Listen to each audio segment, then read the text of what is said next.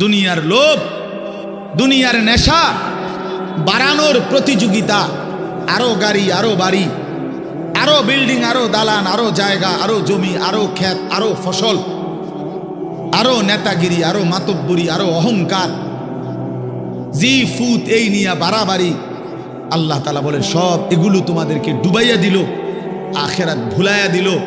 হাত্তা জুরতুমুল মাকাবির, এভাবেই একদিন কবরেই পৌঁছে গেলাম। একদিন তো কবরেই পৌঁছে গেলা।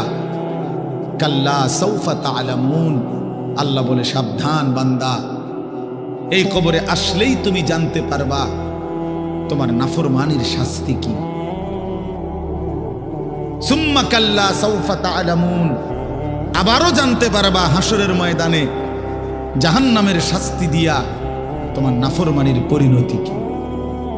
দুইবার বলছেন আল্লাহ, একবার বলছে কবরে জানতে পারবা তোমার নাফরমানির শাস্তি কি, আরেকবার জাহান্নামে জানতে পারবা হাসরে তোমার নাফরমানির শাস্তি কি। সামান্য কয়টা বুট বেচতে বেচতে বেচারা এক ওয়াক্ত নামাজ পড়ে না, কদ্দুর চা বেচে, দুইটা বন বেচে, বেচারা এক ওয়াক্ত নামাজ পড়ে না। একটা অটো চালায়, নামাজ পড়ে না। একটা সিএনজি চালায়, নামাজ পড়ে না। 12,000 14,000 টাকার একটা বেতন, এই কদ্দুর চাকরি করে, এটুকুর জন্য একটা নামাজ, একটা সেজদা দেয় না আল্লাহকে। হায় রে নাফরমান, কি পাইয়া আল্লাহরে ভুলে গেল। এই একটা বুটমুড়ির দোকান, একটা বন বিড়ির দোকান, একটা অটো, একটা সিএনজি, 12,000 14,000 20,000 টাকার একটা সামান্য চাকরি, এই সামান্য এটুকুর জন্য আল্লাহকে ছেড়ে দিলেন, আখিরাতকে ভুলে গেলেন। আস্তাগফিরুল্লাহ, আস্তাগফিরুল্লাহ। প্রিয় ভাই আমার, ছেলেরা আমার, তোমাদেরকে বলি ভাইয়া, 12,000 টাকার একটা বড় মোবাইল অথবা 18,000 টাকা 20,000 টাকার একটা মোবাইল পাইয়া আল্লাহকে এইভাবে ভুলে গেলা। নিজের চরিত্র, নিজের ইজ্জত, নিজের আত্মমর্যাদা, নিজের বংশের মর্যাদা, বাবা মায়ের সম্মান, ইসলামের সম্মান, আল্লাহর কথা, রসুলের কথা, কবর, মরণ, আখিরাত সব ভুলে গেলা ভাইয়া। এই মাত্র 20,000 টাকার কাছে এভাবে হারিয়ে গেলা, এভাবে চরিত্রহীন হয়ে গেলা। সারা দিন নাই, রাত নাই। আমাদের ছেলেগুলোর দিকে তাকাইলে মায়া হয়। সারাটা দিন হাঁটে, বসে, চলে, ফিরে, শুধু মোবাইল, শুধু মোবাইল, শুধু মোবাইল, শুধু মোবাইল। রাতকে রাত, সারা রাত। ওই দেখেন ওই অপদার্থ কি করে, দেখেন, দেখছেন, দেখছেন ভাই কি পরিমাণ অপদার্থ, দেখেন কি পরিমাণ বেহায়া। চিন্তা করছেন? হ্যাঁ, এটাই জীবন। কিসের ইসলাম? কে বলে, কি বলে? আমার মোবাইল, আমি আছি, আমার মোবাইল আছে, এমবি আছে, চার্জ আছে, খালাস। আর কি, আর কি বল? এই অসভ্যতার শেষ কোথায়? এই নোংরামির শেষ কোথায় বলেন? আমাদের এই প্রজন্ম গিয়ে থামবে কোথায়? 12 বছর 14 বছরের ছেলে যদি দিন রাত এভাবে মোবাইল ব্যবহার করে, তার ভবিষ্যৎ কি? তার আগামীর সম্ভাবনা কি? আগামীর পরিণতি কি বাপ? আপনারা যারা বাবারা এই যে সন্তানগুলো রেখে যাচ্ছেন, এদের ভবিষ্যৎ কি? যে একটা ওয়াক্ত নামাজ পড়ে না, যে আল্লাহর কোরআন পড়ে না। আল্লাহ আমাদেরকে বুঝ দান করেন, আল্লাহ আমাদের দিল দান করেন, আল্লাহ তাআলা আমাদেরকে ফিকির দান করেন। আমার ভাই, আমার বাবা, আমার তাইলে মূল বক্তব্য হলো, আমাদের জিন্দেগির একটা মূল বিষয়, আমরা মুসলমান হিসাবে আমাদের মৌলিক দায়িত্বই হলো দুইটা জিনিস। একটা হলো গুনাহ বর্জন, আরেকটা হলো আল্লাহ তাআলার হুকুম পালন। এটাই আমগো জিন্দেগি। ভাল লাগলো এটাই কাম, ভালো না লাগলো এটা কাম। মন মতো হইল এটাই জীবন, মন মতো না হইল এটা জীবন। কথা বুঝেন না? নামাজ আমারে পড়তেই হবে। এবার যত কষ্টই লাগুক, যত ক্লান্তি লাগুক, আমাকে পড়তেই হবে। সুদ, ঘুষ, মিথ্যা, হারাম রোজগার আমার ছাড়তেই হবে। এবার আমার সামনে বাকি সবাই লক্ষ কোটি টাকার, মিলিয়ন মিলিয়ন টাকার মালিক হয়ে যাক, কিন্তু আমার যেহেতু অনুমতি নাই, আমি এটা যাওয়া যাবে না। এটাই মুসলমান, এটাই জীবন, এটাই তাকওয়া। আল্লাহ তাআলা আমাদের কাছে এটাই চায়, বান্দা গুনাহ বর্জন করো, আমার হুকুম পালন করো, বিনিময়ে আমি আল্লাহর কাছ থেকে অনন্তকালের জান্নাত বুঝে নাও। এটাকেই বলে তাকওয়া। এই ব্যক্তিকেই বলে মুত্তাকি, যে নিজেকে গুনাহ থেকে বিরত রাখে, আল্লাহ তাআলার হুকুমের মধ্যে ব্যস্ত রাখে, আল্লাহর হুকুম পালনে ব্যস্ত, যত কষ্টই হোক। আপনাদেরকে আমি একটা কথা বুঝাই। মনে করেন আমি প্রতিদিন রাতের 3:30, 3টা, 4টা সচরাচর এই টাইমে বাসায় ফিরি। তো ফিরা ফজরের নামাজ হলো 5:40 জামাত, তাহলে আমার হাতে তখন আর সময় আছে 1 ঘন্টা, 1.5 ঘন্টা, 1.25 ঘন্টা এরকম। এখন এই পুরা টাইম আমি বসে থাকাও আমার জন্য কষ্টকর, কারণ আমি এই 11টা বা 12টার দিকে ঘুম থেকে উঠে যে দৌড়াদৌড়ি শুরু করি, হুলস্থুল ব্যস্ততা, রাত 2টা বাজলে 3টা বাজলে আমার শরীরে আর বল থাকে না, আমি প্রচন্ড ক্লান্ত হয়ে যাই। সারা দিনের মাহফিল ছাড়াও আরো বহু কাজের সাথে কম বেশি আমার সম্পৃক্ততা আছে, অসংখ্য দিনই কাজের সাথে ব্যস্ততা আছে। তো এখন 3:30, 3টা, 4টার দিকে যাই আমি বাসায়, গিয়া যখন ঘুমাই তো আর 1 ঘন্টা বাকি ফজরের জামাত, 1.5 ঘন্টা বাকি। আমার জন্য ভীষণ কষ্ট হয় এই সময় আবার উঠা ফজরের জামাত ধরা। আমি আমার ঘুমের চারদিকে 3টা অ্যালার্মওয়ালা, একটা অ্যালার্মওয়ালা ঘড়ি, 2টা মোবাইল, একটা চায়না মোবাইল, পিছনে পুরাটাই স্পিকারওয়ালা, অনেক আওয়াজ হয়, ভীষণ আওয়াজ এটা। এইটা একটা, এই মোবাইল একটা, আবার একটা অ্যালার্ম ঘড়ি, 3টা একসাথে। একটা টি টেবিলের উপরে, একটা আমার কাপড় চোপড় রাখি, আমার একটা ছোট্ট আলমারি আছে, এটার উপরে, একটা আমার মাথার কাছে, অর্থাৎ একটু দূরে রাখি এই জন্য যে অনেক সময় হয় কাছেরটা অ্যালার্ম বাজতে বন্ধ করে দিছি ঘুমের তাড়না, তো এইটা তো বাজে, ওইটা তো বাজে। তার মানে 3টা একসাথে যখন বাজা শুরু করে, শেষ পর্যন্ত আমাকে উঠতেই হয়, কারণ প্রচন্ড ঘুম রাইখাও আমি তখন উঠা জামাতে শামিল হওয়ার চেষ্টা করি। কেন? আমি এটা বিশ্বাস করি, মরিবাসি আমারও তো নামাজ পড়তেই হবে। কথা বুঝছেন কিনা আমার? তাহলে এটা যদি কারো সিদ্ধান্ত হয়, ভাই আমাকে এটা পড়তেই হবে, আমাকে এটা করতেই হবে, আমার এটা লাগবেই, এই ছাড়া আমার কোনো উপায় নাই। তো এই ছাড়া যেহেতু আমার কোনো উপায় নাই, অতএব এটাই আমার জিন্দিগি, এটাই আমার জীবন, এটাই আমার জীবন। এই পৃথিবীর সব মানুষ, পৃথিবীর সব সুন্দরী দেখুক, আমার জন্য যেহেতু অনুমতি নাই, আমি শুধু আমার বিবিকেই দেখি। কথার কথা, আমার যেটা অনুমতি আছে আমি তাকেই দেখতে হবে। এই পৃথিবীর কোটি কোটি মানুষ হারাম রোজগার করুক, কিন্তু আমি বিশ্বাস করি আমার আখেরাত আছে, আমার আল্লাহর সামনে হিসাব দিতে হবে। অতএব আমরা এই মাদ্রাসায় পড়ুয়ারা, কত কত মসজিদের ইমাম, আমাদের 10,000, 8,000 টাকা বেতন, 12,000 টাকা বেতন, অথচ বিবি অসুস্থ, একটা অপারেশন করতে গেলে বলে 50,000, 60,000, 1 লাখ টাকা। বেচারার চোখ দিয়া পানি পড়ে যে হায় কোত্থেকে কি হবে।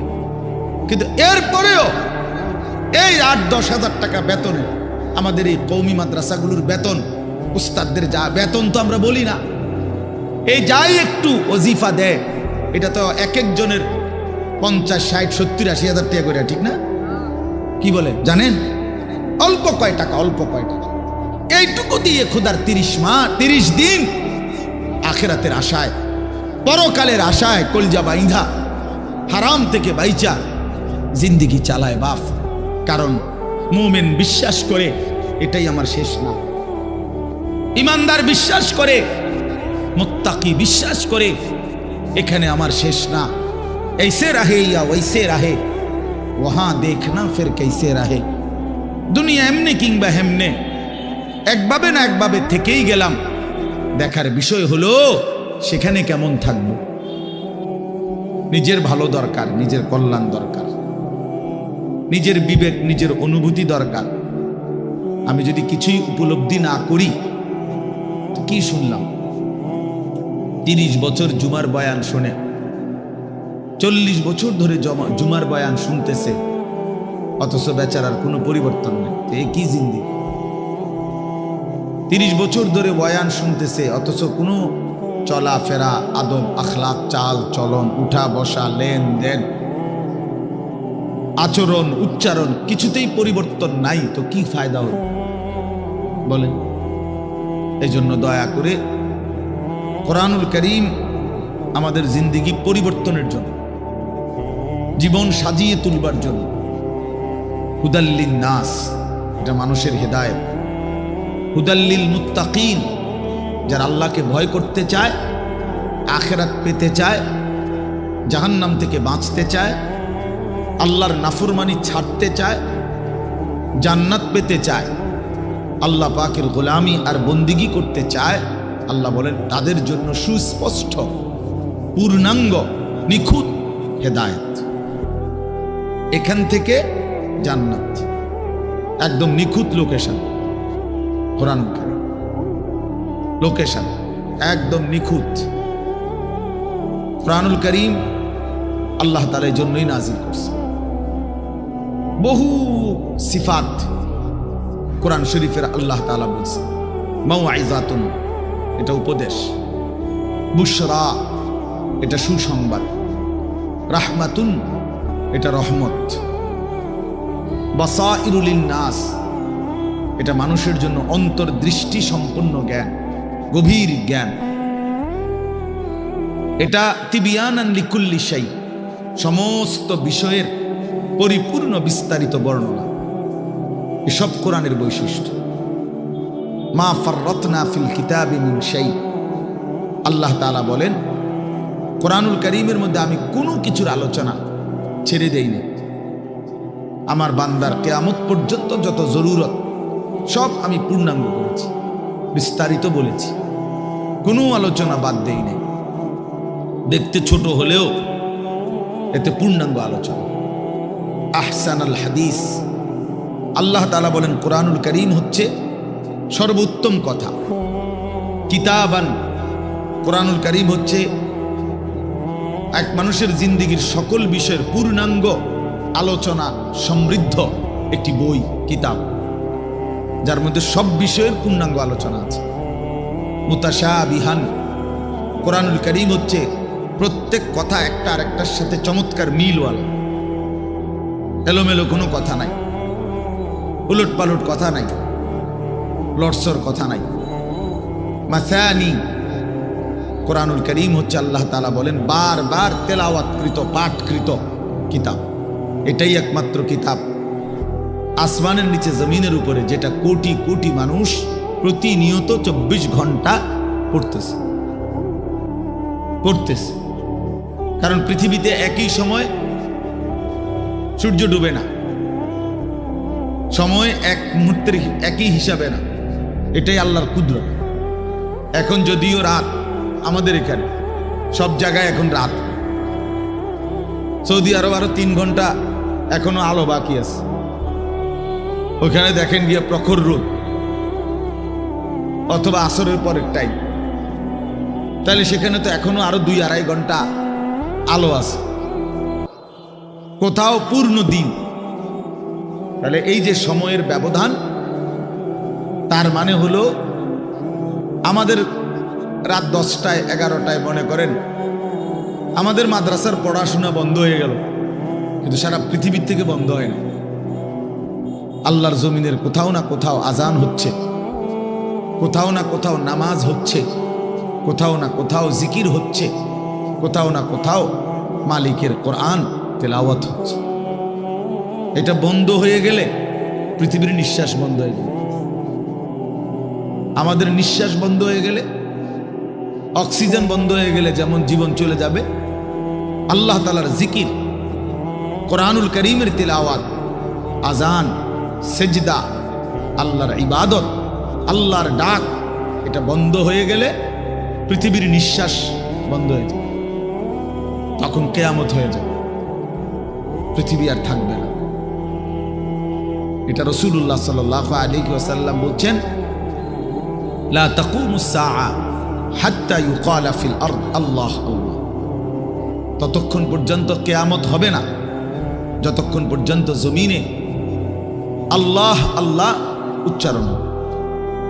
তাহলে বোঝা গেল এই আসমান ও জমিনের স্থায়িত্ব আল্লাহ পাকের নামের উপর, আল্লাহর কালামের তেলাওয়াতের উপর, আল্লাহ তাআলার জিকিরের উপর। ওই ছেলে, জলদি করো, জলদি, 1 মিনিটে শেষ করো। সদর বদর করতেছো কোন সময় ধরে? বলো না কেন রে দোয়ান, এগুলো এতক্ষণ কি করো তুমি? খটর মটর করতে আসে।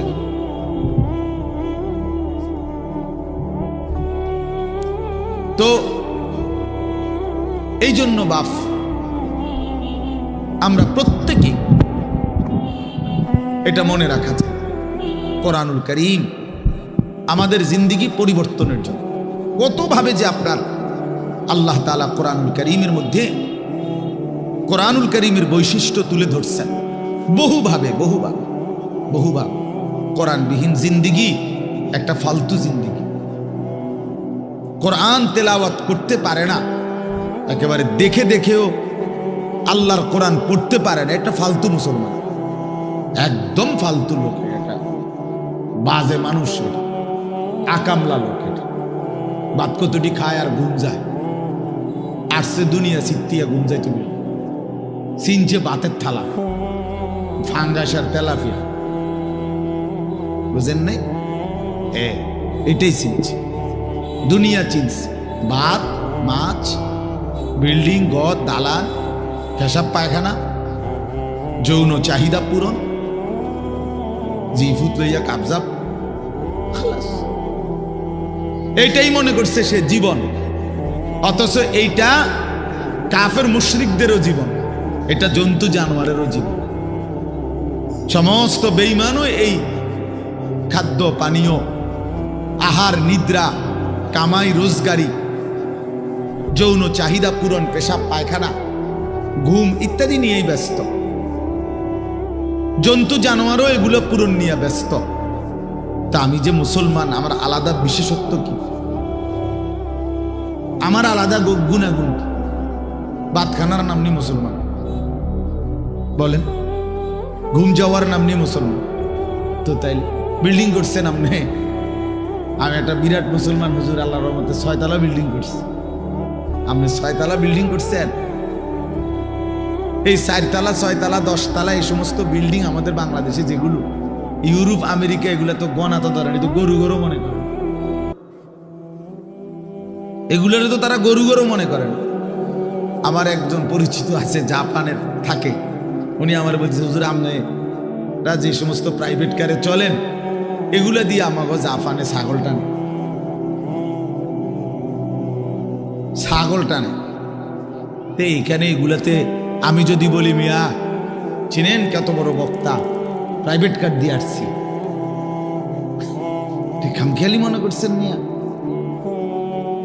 তো এইটা কি আসলে? প্রাইভেট কার দিয়ে আইলি কি, সে প্রাইভেট কার দিয়ে তো ছাগল টানে। তার মানে এখানে আহামরি